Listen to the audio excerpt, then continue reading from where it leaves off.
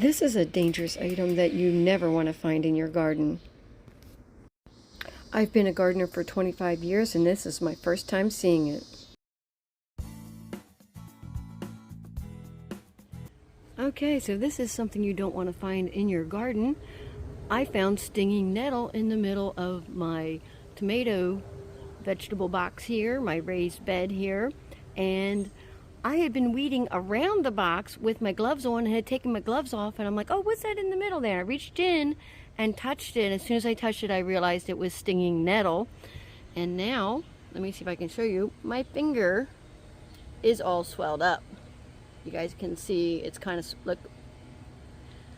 So I was watering my plants. I had a hose right here, so I rinsed my finger off immediately. And then I went to the sink inside and did soap and water immediately. And then I Googled it, which I'm going to drop in this video.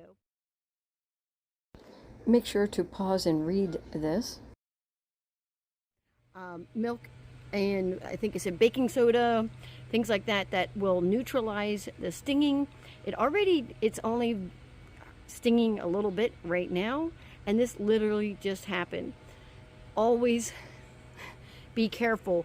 If it looks like it has fuzzy little hairs on it, it actually might be stinging nettle. Let me see if I can show you the plant. It's already in my compost. It's going to be hard to see, but can you see this plant with the little tiny hairs on it? And that's what the leaf looks like. And let me tell you, as soon as you touch it, it stings, and that's why it's called stinging nettle. Do not mess around with this plant at all. I have never seen it in my garden before. I was surprised by it. I did not notice those little stinging hairs. You can see them right there. See that on the stem?